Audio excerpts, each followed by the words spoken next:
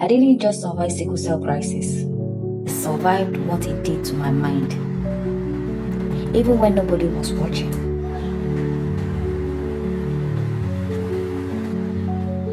And for a long while and a long time, I didn't even understand or put a word to what I was feeling. I just knew that something else was going on. Something inside of me wasn't just okay. Even when my body was.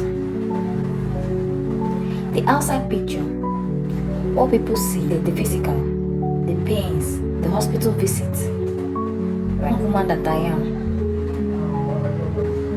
But deep down inside, the reality was much more than that, such as anxiety, hypervigilance,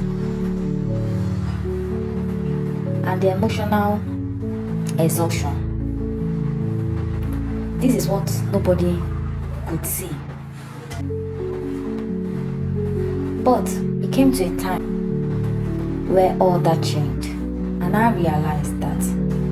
I then realized that this was trauma, real trauma, not a weakness. I now understood this is real trauma. And coming to that realization, I had to sit down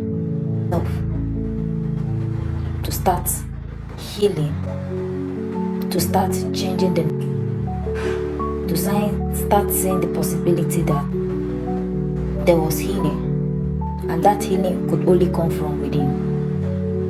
I remember the time where my secondary school, I got admission into Federal Girls College, Onitsha. But because of my health, I couldn't see the possibility. My parents decided I wasn't going. But at that point, I made it a subconscious thought that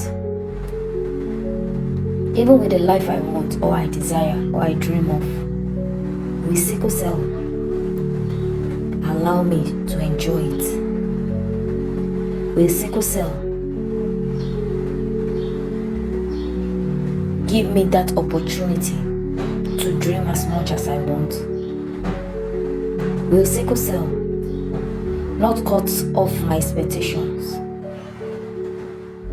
These were all my traumas.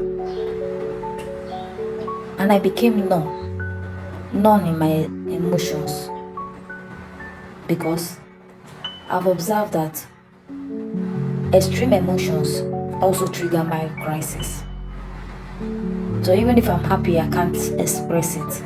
Like, if I'm sad, I try to shut down that emotions.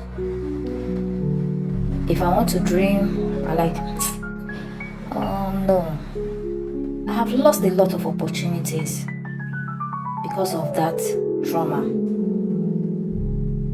Is it getting a job? Maybe it's far from my house. How do I manage? How will the people accept me with my constant sick leave? It shut down some aspect of my life. Or is it a relationship? Or who want to marry a sickle cell? I'd given up on marriage and love. But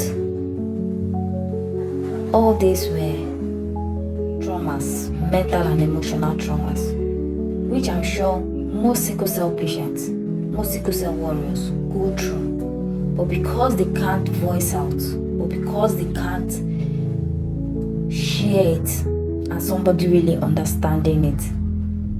Because I remember back then, when I tried to say something like that, they say, oh, you're being negative. The devil is manipulating your mind and all that. But I knew it was not. Those were my inner fears. Those were things I fought and battled with to be able to come out. So, a whole lot living with sickle cell, and this experience led me to write a book titled Healing from Within. The book is all about my journey of healing, coming to accept my reality, accept who I am, regardless. Sickle cell does not have me. I have sickle cell, but sickle cell don't have me. So those are the things, and that is why I put it down in a book, that people will come to read my own journey and be able to relate and resonate with them, giving them a safe space to also be vulnerable and accept the reality. This is exactly why I wrote Healing from Within. I needed, it wasn't just the physical, it was everything underneath. So if this resonates with you, the link to grab this copy is in my bio. I have to keep carrying all this alone.